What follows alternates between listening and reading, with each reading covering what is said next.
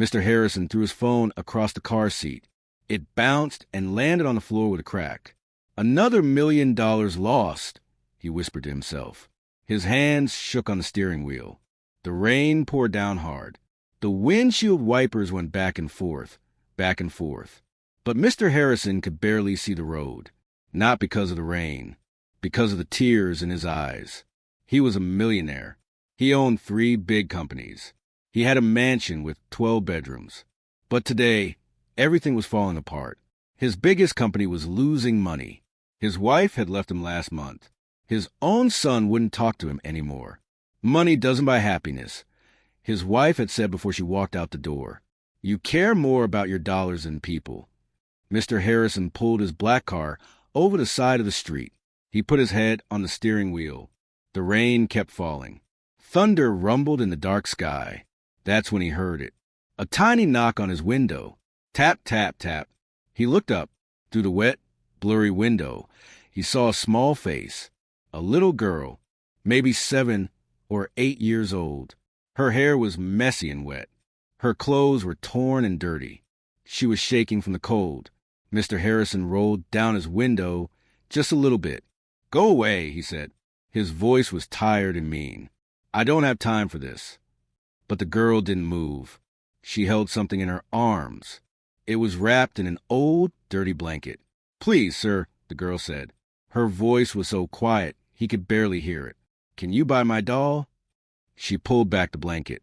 Inside was a doll, but it wasn't a nice doll. The doll's dress was ripped. One eye was missing. The hair was falling out. It looked like it had been loved for many, many years. "That old thing," Mr. Harrison said. "Nobody would buy that." The little girl's eyes filled with tears, but she didn't cry. She just stood there in the rain, getting wetter and colder. "Please," she said again. "Mommy hasn't eaten in 3 days." Those words hit Mr. Harrison like a punch in the stomach. 3 days. No food. For 3 whole days. He looked at the girl again. Really looked at her this time. Her cheeks were thin. Her arms were like little sticks. Her lips were purple from the cold. "Where's your mother?" he asked. "At home," the girl said. "She's very sick. She can't get up anymore. I need money to buy her food. This doll is all I have. Please, sir, please buy it." Mr. Harrison's heart felt like it was breaking into tiny pieces. Here he was, crying about losing money. But this little girl was trying to sell her only toy to feed her mother. "How much do you want for it?" he asked quietly. The girl's eyes got big and bright. "Hope." That's what he saw in her eyes. "Hope. $20, she said, like she was afraid to ask for too much. Mr. Harrison reached into his pocket. He pulled out his wallet. It was full of $100 bills. He took out 5 of them. $500. "Here," he said, pushing the money toward her through the window. But the girl shook her head. She pushed the doll toward him instead. "No, sir, that's too much. You have to take the doll. Mommy says we must always be fair.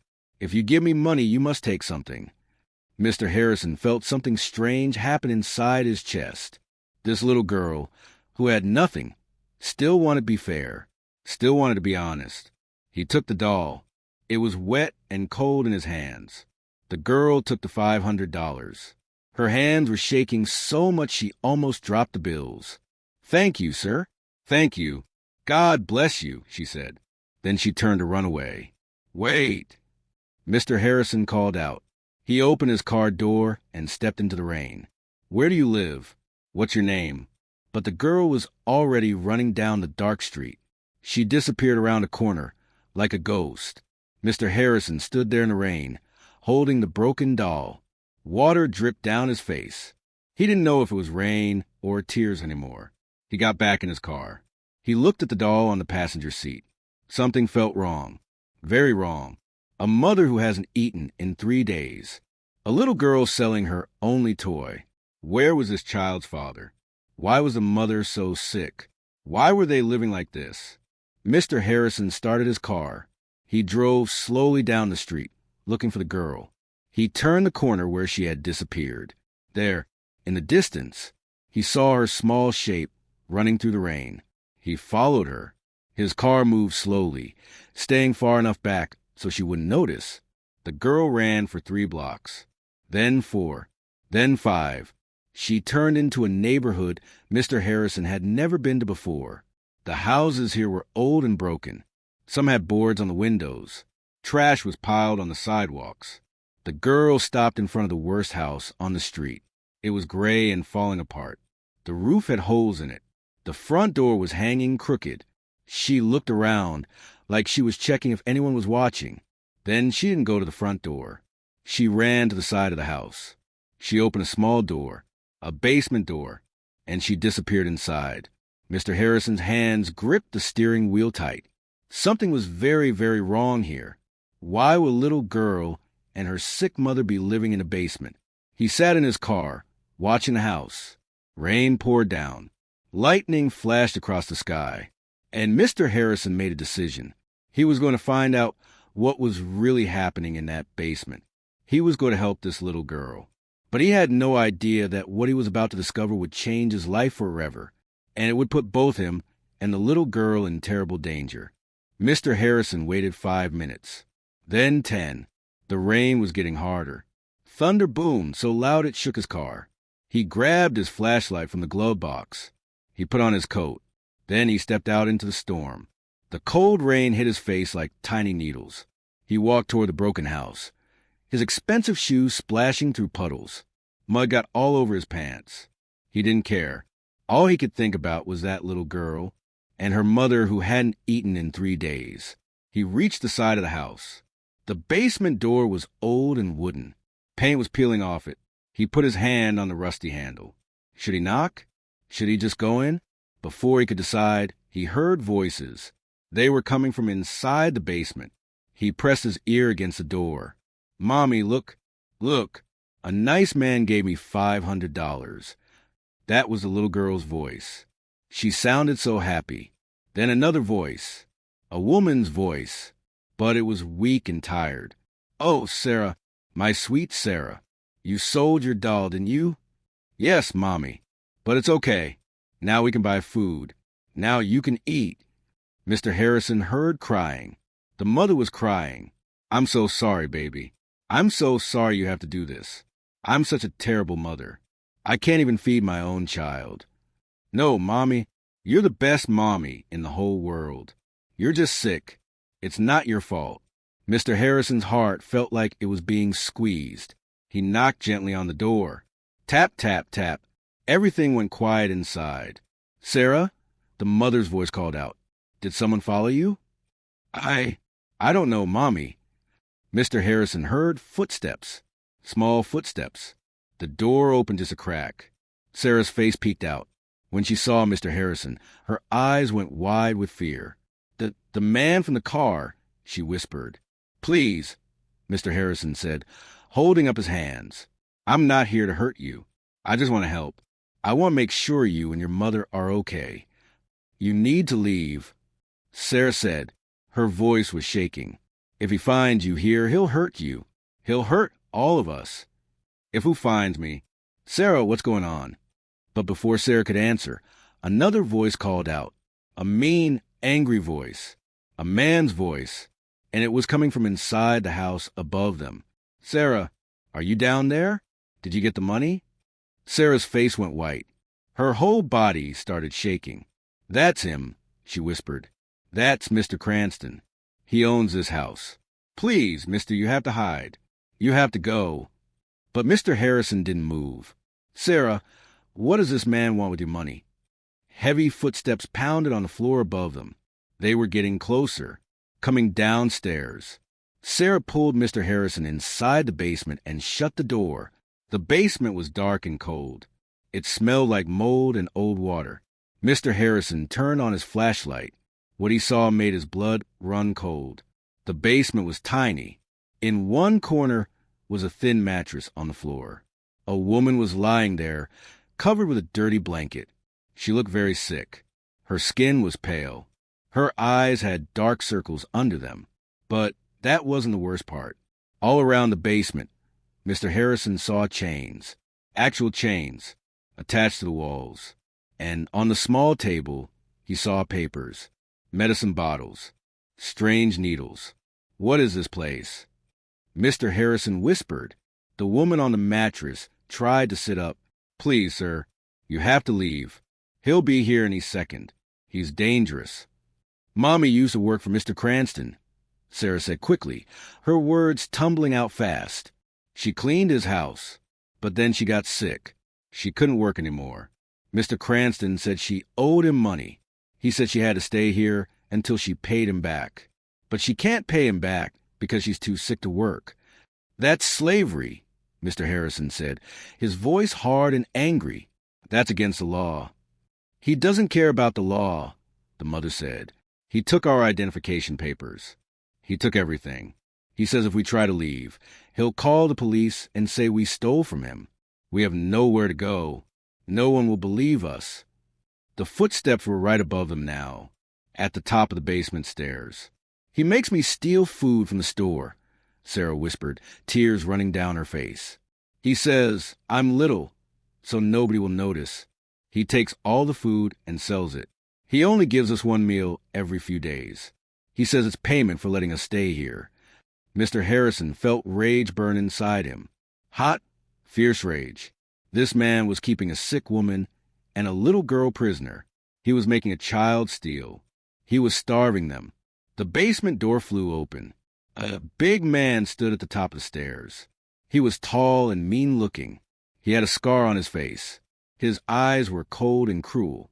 Well, Mr. Cranston said, starting down the stairs. What do we have here? A visitor? He smiled, but it wasn't a nice smile. It was the smile of a snake. Sarah, did you bring this man here? Did you tell him about our little arrangement? No, Mr. Cranston. I didn't. I promise. Mr. Cranston looked at Mr. Harrison. He looked at his expensive coat, his nice watch. You look rich, Mr. Cranston said. That's good. Very good. See, I think you just became part of our arrangement, too. He pulled something out of his pocket. In the dim light, Mr. Harrison saw what it was. A gun. You're not leaving this basement, Mr. Cranston said. Not until you give me everything you have. Your wallet, your watch, your car keys, everything. Sarah screamed. Her mother tried to get up, but was too weak. Mr. Harrison stood very still. His mind was racing. He had to think. He had to be smart. Okay, he said calmly. Okay, I'll give you everything. Just don't hurt them. Smart man, Mr. Cranston said, coming closer. The gun was pointed right at Mr. Harrison's chest. But Mr. Harrison had a plan. And in the next few seconds, everything was about to change. He just hoped his plan would work. Because if it didn't, all three of them might die in this basement tonight. Mr. Harrison slowly reached into his pocket. Mr. Cranston watched him like a hawk, the gun never moving.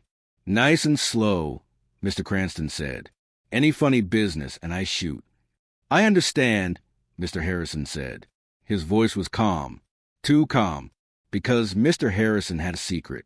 Before he became a millionaire sitting in fancy offices, he had been someone else. Someone very different. He had been a soldier. He had trained in combat. He knew how to fight. And he knew how to take down a man with a gun. Here's my wallet, Mr. Harrison said, pulling it out. But as he did, he pressed a button on the side of his phone in his other pocket. A button that would call 911 without making a sound. Mr. Cranston grabbed the wallet. His eyes got big when he saw all the money inside. Well, this is my lucky day. There must be $2,000 here. Take it, Mr. Harrison said. Take it all. Just let the woman and the girl go. They've done nothing to you. Mr. Cranston laughed. It was an ugly sound. Let them go? Are you crazy? The woman owes me $20,000, and the girl is useful. She steals food from me every day. Why would I let them go? Because what you're doing is wrong, Mr. Harrison said. Wrong. Mr. Cranston stepped closer. I'll tell you what's wrong. This woman worked for me for 2 years. Then she gets sick and can't work anymore. That's wrong. So now she pays me back for all the time I wasted on her. Sarah was crying in the corner. Her mother was trying to stand up, but she was too weak. Mr. Cranston pointed the gun at Sarah. "Now give me your watch and your car keys, or I hurt the girl." That was Mr. Cranston's big mistake. The second he pointed the gun away from Mr. Harrison and towards Sarah, Mr. Harrison moved. He moved faster than lightning. His hand shot out and grabbed Mr. Cranston's wrist. He twisted hard. The gun fell to the floor with a loud clang. Mr. Cranston tried to fight back. He was big and strong. But Mr. Harrison was smarter. He swept Mr. Cranston's legs out from under him. The big man crashed to the ground. "Sarah," Mr. Harrison yelled, "get the gun. Slide it to me." Sarah didn't hesitate. She grabbed the gun and slid across the floor. Mr. Harrison caught it. Now, he was the one pointing the gun at Mr. Cranston. "Don't move," Mr. Harrison said. His voice was hard as steel. "The police are on their way. I called them before I even gave you my wallet." Mr. Cranston's face went red with anger. "You're lying." "Am I?" And then they all heard it. Sirens. Far away at first, but getting closer. Louder and louder. Mr. Cranston tried to get up. Mr. Harrison pointed the gun at him. "I said don't move." The sirens got louder. Red and blue lights flashed through the small basement window. Car door slammed. Footsteps ran toward the house. "Police! Open up! Down here!" Mr. Harrison yelled. "In the basement!" Police officers rushed down the stairs. They saw Mr. Harrison holding the gun. They saw Mr. Cranston on the floor. They saw the sick mother and the scared little girl. "Drop the weapon!" One officer shouted at Mr. Harrison. Mr. Harrison carefully put the gun on the ground. "That man," he said, pointing at Mr. Cranston, "has been keeping this woman and her daughter prisoner. He's been starving them, forcing the child to steal. This is a crime scene." The police officers looked around. They saw the chains, the thin mattress, the sick woman, the terrified child. Their faces got very serious. "Sir, stand up," an officer said to Mr. Cranston. "You're under arrest." Mr. Cranston tried to argue. "They're lying. They owe me money. They—" "Save it for the station," the officer said, putting handcuffs on him. "You have the right to remain silent." As they took Mr. Cranston away, he screamed and yelled, but his words didn't matter anymore. Mr. Harrison rushed to Sarah and her mother. "It's over," he said gently. "You're safe now, both of you." Sarah threw her arms around him. She was crying so hard her whole body shook. "You saved us. You saved us." An ambulance arrived. Paramedics came down with a stretcher. They carefully lifted Sarah's mother onto it. "Ma'am, you're severely malnourished," one paramedic said. "We need to get you to the hospital right away." "My daughter," the mother whispered. "Please don't take my daughter away." "I'll make sure she stays with you," Mr. Harrison promised. "I'll follow the ambulance to the hospital." At the hospital, doctors worked on Sarah's mother. They gave her medicine. They fed her through a tube. They said she would be okay, but she needed lots of rest and care. Mr. Harrison sat with Sarah in the waiting room. She held her mother's hand through the hospital bed rails. "Mr. Harrison?" Sarah said quietly, "Why did you help us? You don't even know us." Mr. Harrison thought about that question. He thought about his empty mansion, his broken family, his son who wouldn't talk to him, his wife who left because he cared more about money than people. "Because," he said slowly, "I forgot what was important. I spent my whole life chasing money. But money can't hug you. Money can't love you. Money can't make you feel like you matter." He looked at Sarah. "You reminded me that there are things more valuable than money. You were willing to sell your most precious thing to save your mother. That's real love. That's what matters." Sarah smiled. It was the first real smile he had seen on her face. "Do you want to know something?" she said. "What?" "That doll you bought? My daddy gave it to me before he died. It was my most special thing in the whole world. But I would have sold everything I had to save my mommy." Mr. Harrison felt tears in his eyes again. But this time they were different tears. Not sad tears. Good tears. "Sarah," he said, "I'm going to help you and your mother. I'm going to make sure you have a home and food and everything you need. But why? Sarah asked. Why would you do all that? Because you changed my life, Mr. Harrison said. You showed me what real courage looks like, what real love looks like. And I want to be that kind of person, too. Over the next few weeks, amazing things happened. Mr. Harrison paid for all of Sarah's mother's medical care. He found them a beautiful little house to live in. He made sure they had food and clothes and everything they needed. But he did something else, too. Something even bigger. He started a charity. He called it Sarah's Doll Foundation. The charity helped homeless families. It helped sick parents. It helped children who had to grow up too fast. The story of what happened spread on the news. People heard about the little girl who tried to sell her doll to save her mother. They heard about the millionaire who helped her. Donations poured in, thousands of dollars, then hundreds of thousands, then millions.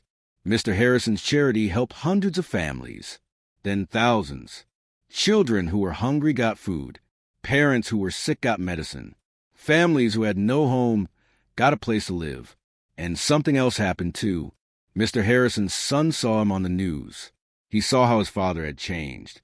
He saw how his father had risked his life to save a little girl and her mother. One day, Mr. Harrison's phone rang. It was his son. "Dad?" the voice said.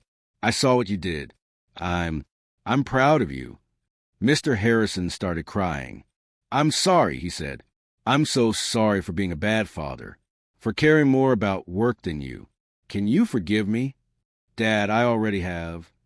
6 months later, Sarah's mother was completely healthy.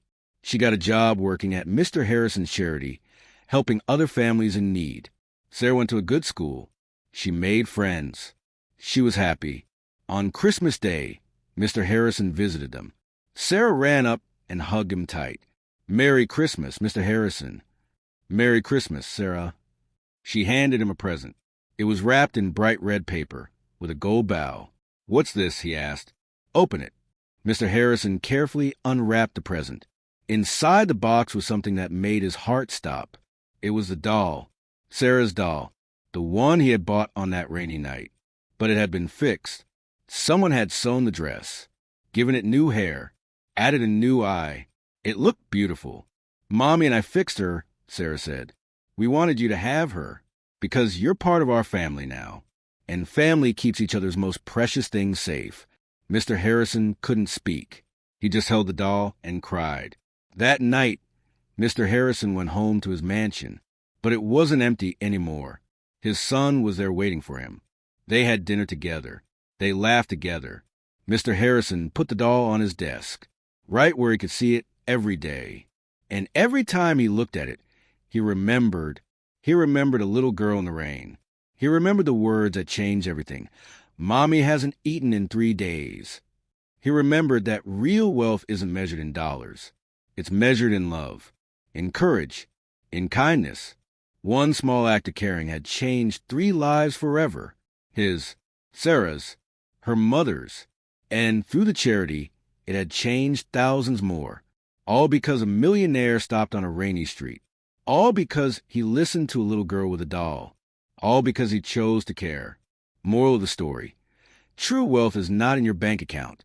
It's in your heart, the love you give, the people you help, the lives you touch.